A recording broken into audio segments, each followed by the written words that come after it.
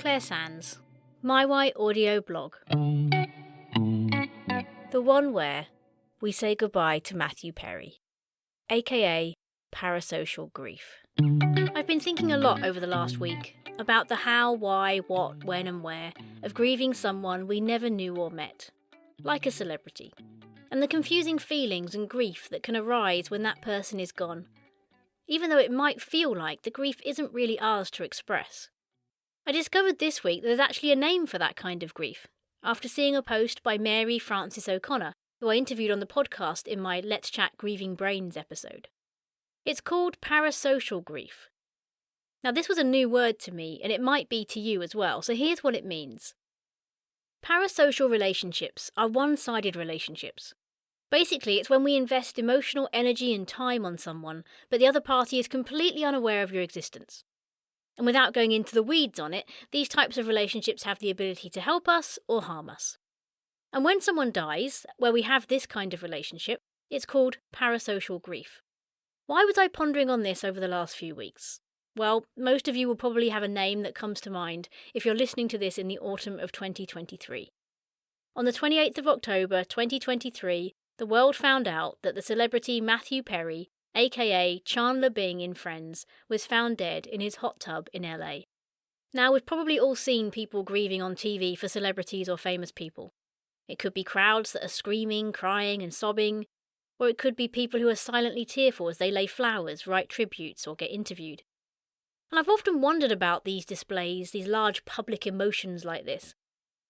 How are they able to summon such emotions for someone that they've most likely never met?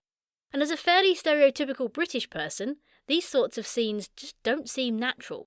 They even sort of grate on me a little bit. Us Brits don't show our emotions publicly like that for those that we love, let alone those we don't. And I'm not saying that's a good thing. And so we could be accused of thinking that people's response to grief like this is a bit over the top, and we get a bit judgy about what others choose to mourn and how. I do think there are levels to griefs, and it's important to keep that in mind. I loved my dog when we had one, and I cried when he died, and the grief still sits with me 7 years later. Without children, it was a huge hole in our life and our house. But if my reaction to losing him was the same as losing my husband, well, that's probably something I need to assess and work through and talk about. I'm not saying we can't or don't mourn these things more than humans, but if we are, it's probably something to explore as to why. So potentially there might be a danger in letting this sort of loss with parasocial grief have too big a place in our life. If you mourned the loss of David Bowie more than your husband or father, if they were good men, then that's again something to think about. But I think for the majority of us, it's more likely to be the other side of the coin that we struggle with when it comes to parasocial grief. And that's that we don't allow ourselves to feel the sadness, or we might even choose to ignore that there is a loss there at all. Matthew Perry was arguably best known for being one of the 6 characters in Friends.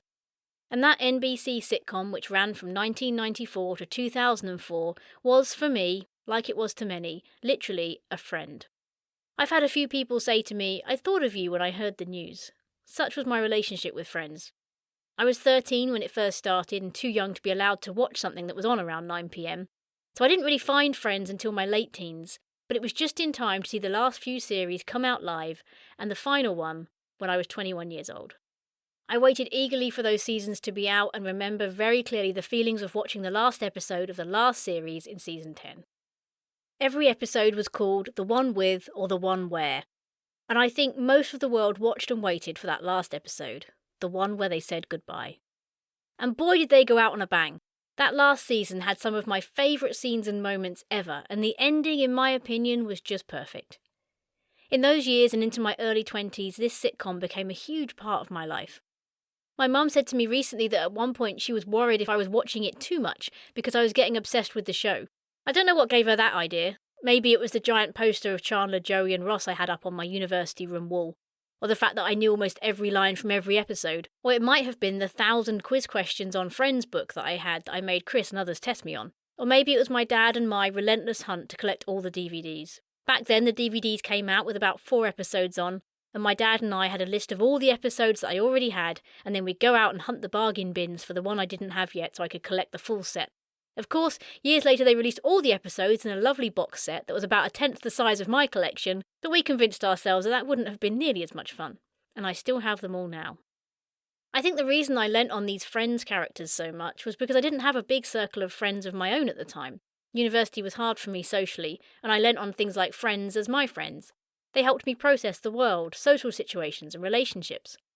I do have to admit, life is a big letdown if you hope too much in stuff like this, though. It's a lot less funny. I was quite a sheltered and naive young person in many ways, in all the ways that kids should be, really. And so looking back now, I know that I didn't really understand or get half the jokes in it. I saw a lot of it as funny, but I think I put my own interpretation onto some of it, and as I grew up, I now realise what they actually meant, and just how much sex was involved in it. I didn't notice that at the time. I just adored the friendships and being part of their world. And I still do that now with programmes. I jump into another world and I feel safe in my parasocial relationships with the characters. From the first time I encountered Friends, my favourite character was Chandler. Matthew Perry, for anyone that doesn't know and has been under a rock for the last 20 years. He made me laugh. It was that simple. It was a similar sense of humour to what I'd grown up with my dad, and I loved it. I think a lot of my sense of humour now was developed, yes, from home life, but also through watching Friends. I was formed a lot through the comedies that I watched back then. I haven't watched Friends regularly for years. Some might say that I overdid it, and once you know all the lines, you need to step back a little bit and take a break. I am wandering back into it now, though. Maybe for the nostalgia, maybe for a way of just saying goodbye to Matthew. I'm well beyond the stage of collecting the DVDs. No one uses them anymore, for Pete's sake. Or owning the big poster with the 3 male characters dressed in black with a red background. I can picture it now, which will have long ceased to exist in the world. But the impact on me, the memories of watching it, the lines in my head, they will be with me forever. A lot of the vocabulary and phrases have made their way permanently into my life. I've been known to scream, "I know!" as Monica did, or, "It's not old juice," as Chandler responded, or, "How you doing?" like Joey, or, "I wasn't supposed to put beef in the trifle," from Rachel, or to sing Smelly Cat by Phoebe, which I won't expose you to, or, "It's all over everything," by Ross, or, "But I want the pine cones," from Ross. In fact, the later years, Ross surprisingly challenged Chandler for being the funniest one for me. I call people guys a lot, much to the dislike of some people around me. I credit that to Friends, and it's staying, people. I've been in thousands of conversations with many friends and family where we've had a situation that relates to a scene from Friends and we'd quote it, talk about it and laugh about it.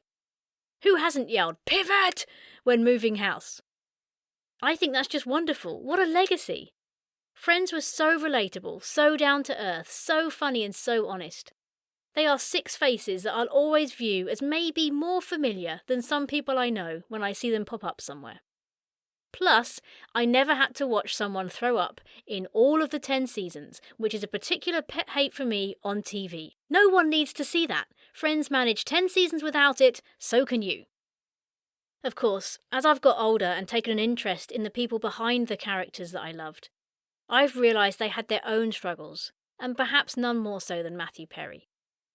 He said he became an alcoholic at the age of 14, constantly struggled with drug addiction, in and out of relationships, and he spoke of how filming Friends wasn't the amazing journey for him that it was for us. And that's so sad to read. There are years where he doesn't even remember filming it, and he couldn't even bring himself to watch it. I think most of us witnessed this shift in his weight and the way he looked between the seasons, but never knew the full extent of what was going on behind the scenes. In his book, Friends, Lovers and the Big Terrible Thing, he said, "My mind is out to kill me, and I know it. I am constantly filled with a lurking loneliness, a yearning, clinging to the notion that something outside of me will fix me, but I had had all the outside had to offer." I mean, I knew these guys weren't going to be around forever.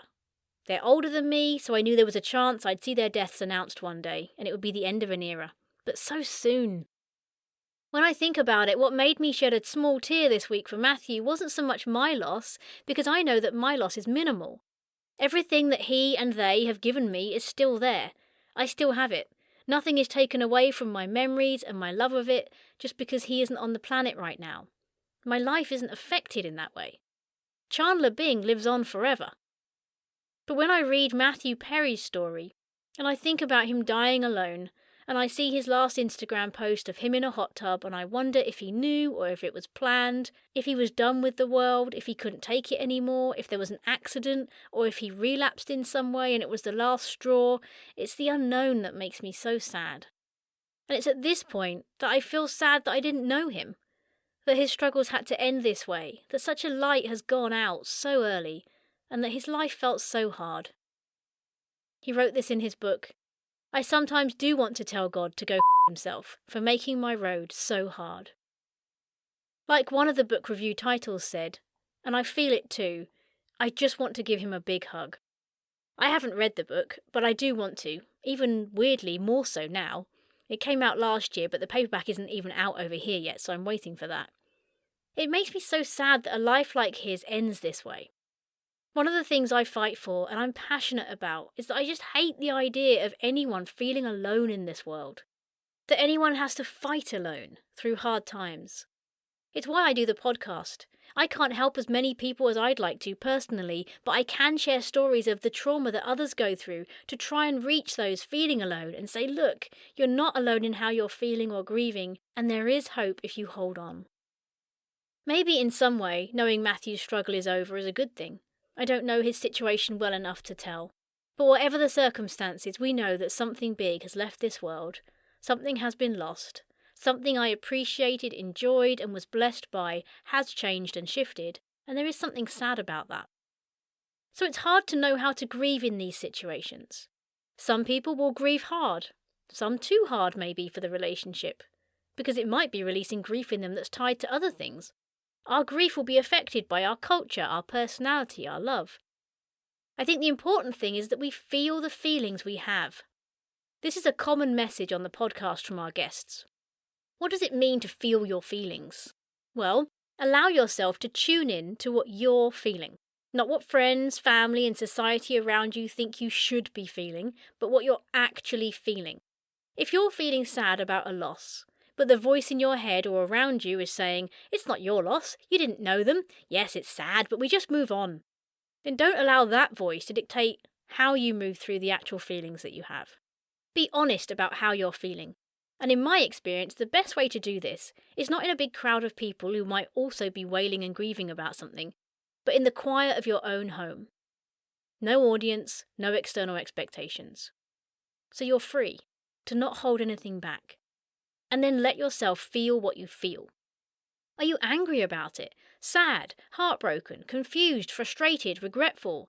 Try to identify the feelings and then let yourself feel them. And at this point, it doesn't matter whether it's valid or not. It's what you're feeling, and you should let that be felt as much as it needs to be felt. Sure, others might not understand, but they don't need to. Some feeling needs to be done alone so that you can be completely honest about it. I used to struggle with this idea. I had preconceived ideas of what did and didn't need, expect, or deserve feeling.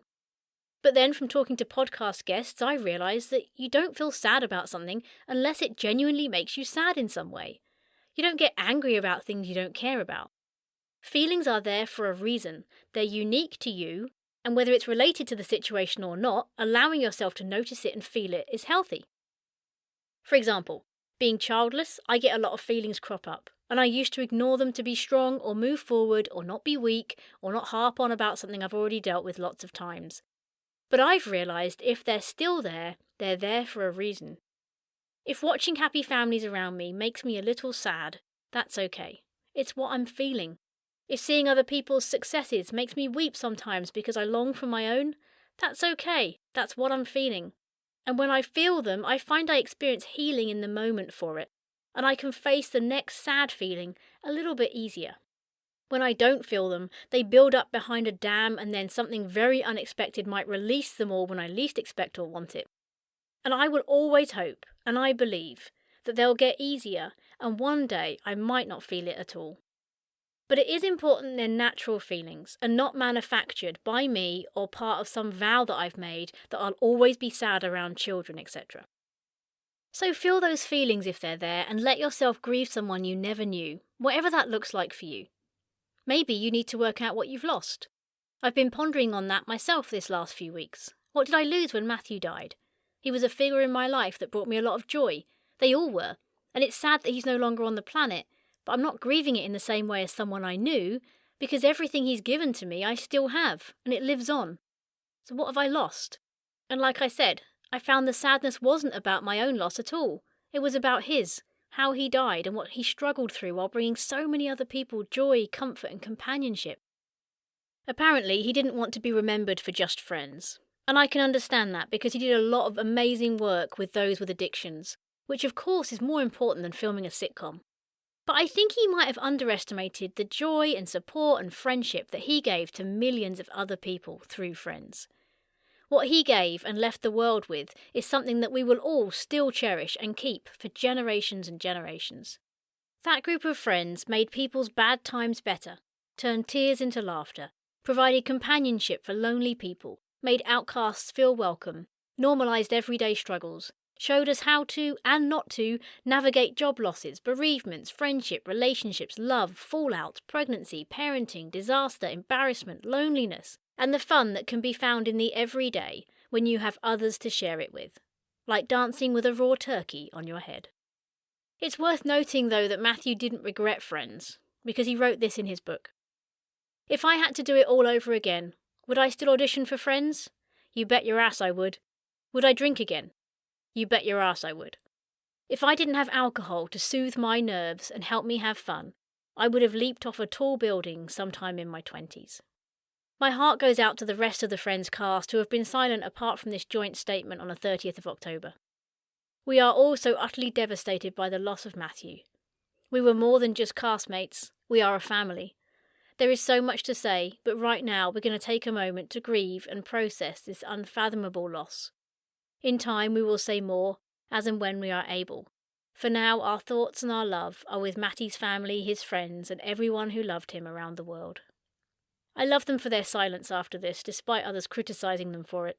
I can almost feel their grief at the loss of someone that was a part of a different sort of family for them for so long, as well as his friends, family and support network and those he's helped along the way with addictions, so many grieving people.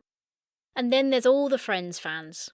Not grieving to the same extent, but hopefully offering a lot of thanks for all that he gave us. At Matthew's funeral, they played a song he was particularly enamoured with, Don't Give Up, by Peter Gabriel and Kate Bush. I'll put a link in the show notes if you want to watch it. Matthew particularly liked the element of the two singers hugging in the video. He often signed Don't Give Up at his book signings. He said, I always put Don't Give Up, because you shouldn't give up. And man, listening to that song at his funeral must have been a real tearjerker. Here's some of the lyrics. In this proud land we grew up strong. We were wanted all along. I was taught to fight, taught to win. I never thought I could fail. No fight left, or so it seems. I am a man whose dreams have all deserted. I've changed my face, I've changed my name, but no one wants you when you lose. Don't give up, 'cause you have friends. Don't give up, you're not beaten yet. Don't give up, I know you can make it good.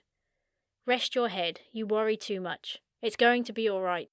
When times get rough, you can fall back on us. Don't give up, please don't give up. Don't give up because you have friends. Don't give up, you're not the only one. Don't give up, no reason to be ashamed. Don't give up, you still have us. Don't give up, now we're proud of who you are. Don't give up, you know it's never been easy. Don't give up, because I believe there's a place where we belong. I find it interesting it has a line in it that says don't give up because you have friends. I hope he had true friends beyond the show. I feel like for many of us that was the message Friends gave us. Don't give up. I'll finish with another quote from Matthew's book. It's one of hope and one that comforts me in his death. Being in a kitchen always brings to mind God. He showed up to me in a kitchen, of course, and in doing so saved my life. God is always there for me now, whenever I clear my channel to feel his awesomeness. It's hard to believe, given everything, that he still shows up for us mortals, but he does, and that's the point. Love always wins. Rest in peace, Chanand Labong, the eternal transponster.